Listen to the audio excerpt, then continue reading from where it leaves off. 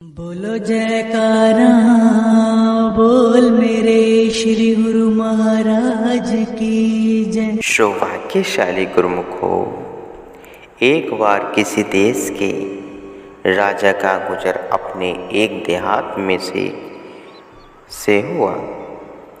राजमंत्री और दरबारी लोग सब साथ थे। इलाका के जितने बड़े बड़े आदमी थे सब राजा से मिलने के लिए आए। सब ने तोहफा प्रसाद आदि लाकर राजा को भेंट की।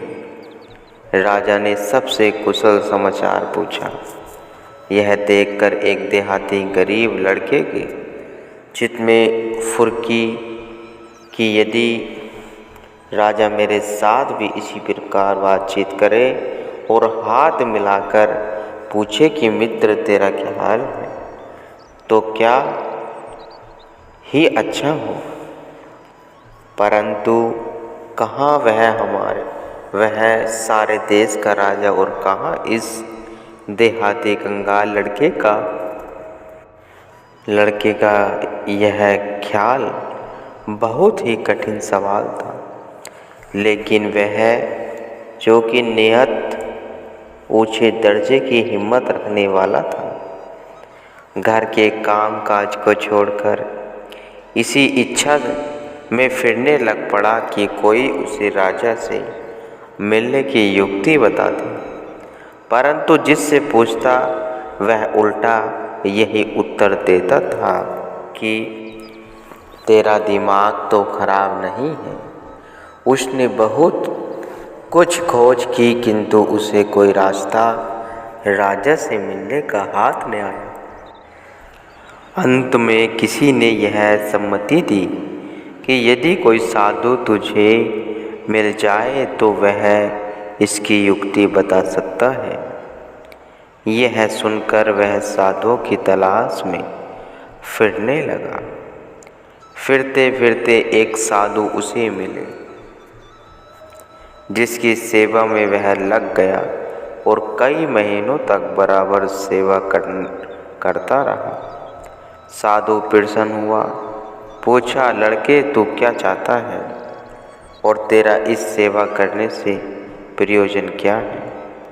वह बोला, महाराज मुझे और किसी वस्तु की आवश्यकता नहीं है, केवल राजा से मिलने की इच्छा है।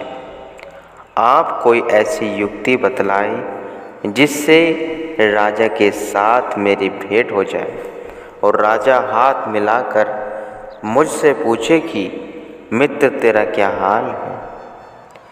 बस यही मेरी इच्छा है।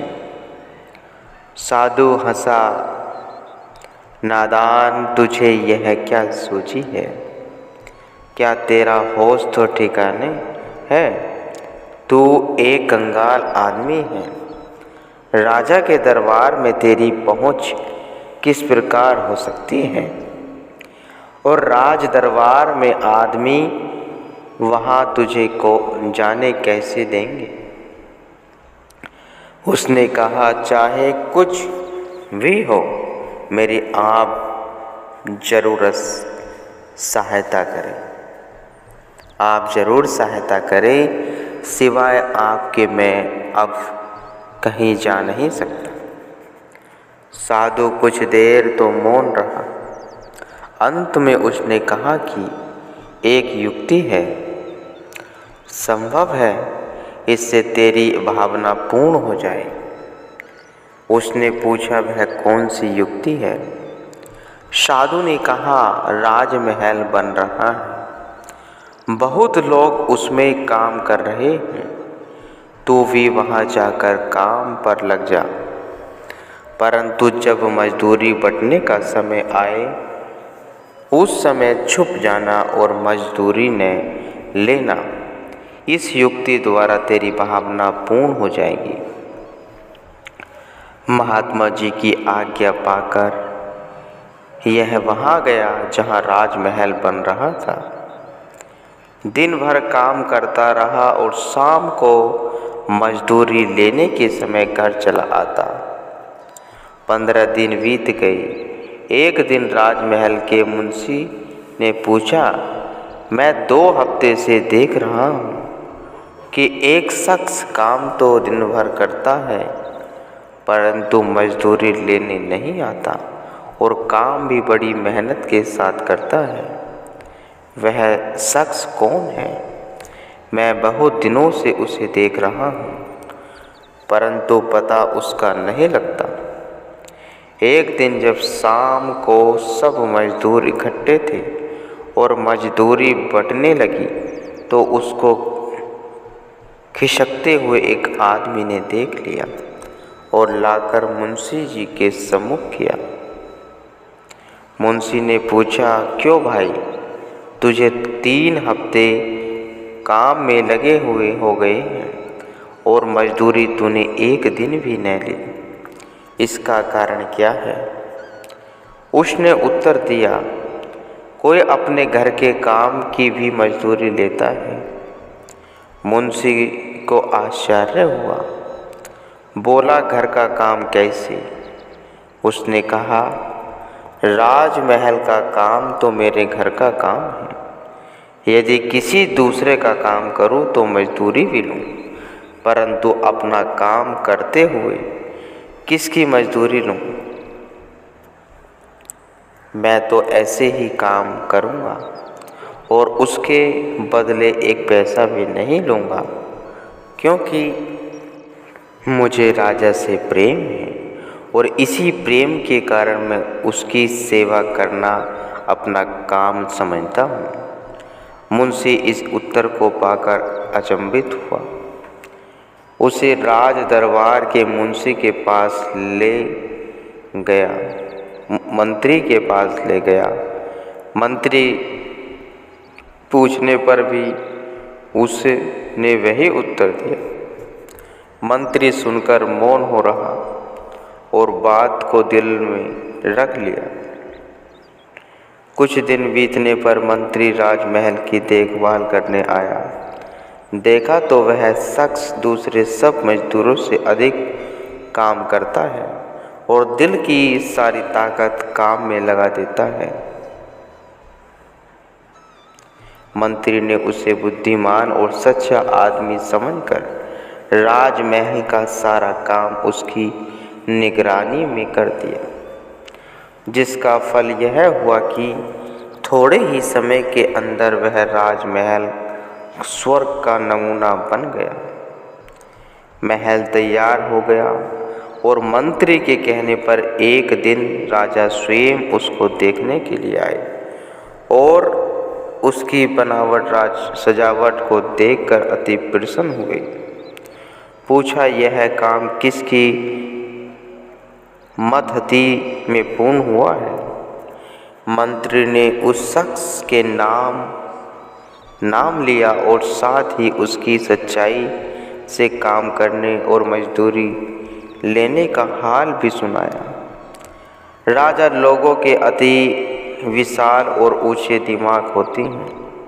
ईश्वर ने जिसको जितनी ऊंची पदवी दी होती है उसकी समझ और साहस भी उसी के अनुसार हुआ करता है। सुनते ही राजा के मन में उसकी इज्जत पैदा हुई। सोचने लगा कि यह कोई मामूली दिमाग या आदमी नहीं है, मेरे दरबार में इसका पूरा सम्मान होना चाहिए। मंत्री से कहा, उस शख्स को बड़े आदर के साथ मेरे पास ले आओ। दरबारियों ने बड़े सत्कार के साथ उसे राजा के सम्मुख लाकर खड़ा किया।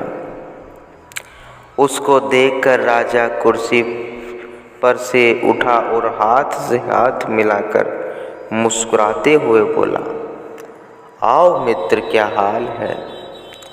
अपने निकट कुर्सी पर बिठाया और प्रसन्न होकर पूछा, आपको जिस वस्तु की इच्छा हो प्रकट कीजिए, मैं उसे हर प्रकार से पूरी करने को तैयार हूँ। उसने उत्तर दिया, बस मैं यही चाहता था जो आज मुझे मिल गया है। अब मेरी यह भावना है कि मैं सदा आपके पास रहकर आपका दर्शन करता रहूं। इसके सिवाय मुझे और कुछ भी नहीं चाहिए। राजा यह सुनकर अति प्रसन्न हुआ और उसी समय उसको अपना मंत्री नियुक्त कर दिया। और उससे इतना प्यार राजा को हो गया कि राजा एक पल के लिए भी उसको अपनी आंखों से दूर नहीं करता था। राज दरबारी भी सब उसका सम्मान करते थे। राजा ने उसके लिए अपनी ही जैसा एक अलग महल तैयार करवाया और उसमें नाना प्रकार के सुखों का सामान भरवा दिए और कहा, यदि तू अपनी सेवा का फल नहीं लेता तो न सही, किंतु अब तू मेरे ही जैसा हो गया है। तेरे और मेरे में कोई भेद नहीं है। ले आधा राज्य और मेरे साथ मिलकर प्रजा पर हुक्म चला। उस दिन से राजा ने अपने राज्य का आधा भाग भी उसके नाम लिख दिया और दोनों मित्र की तरह साथ मिलकर रहने लगे। इस कथा से हमको दो उपदेश मिलते हैं।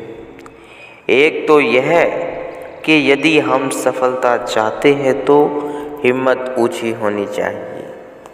जब हिम्मत ऊंची होगी तो कुदरत की समस्त शक्तियाँ एकत्र होकर हमारी सहायता के लिए तैयार हो जाएंगी और सफलता हाथ बांधे हुए हमारे पैरों में हाजिर रहेगी। दूसरा यह कि मन से माया के प्यार को दूर करके माया के पति के साथ प्रेम करना चाहिए और यही संतों का उपदेश है।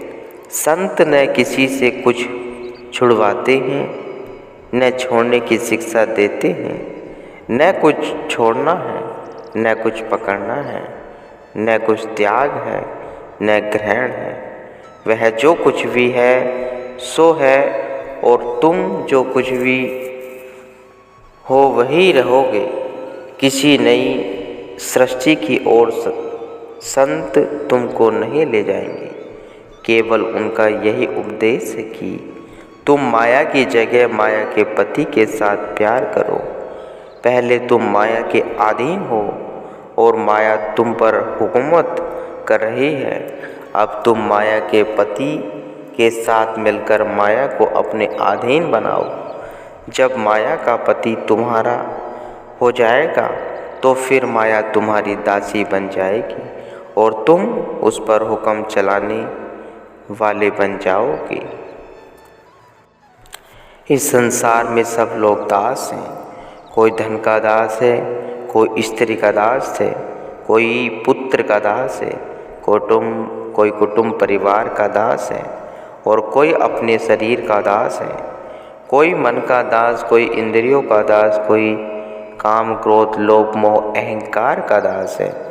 ये सब दास पलटू साहिब जी फरमाते हैं, जो सद्गुरु के दास हो गए हैं वे माया के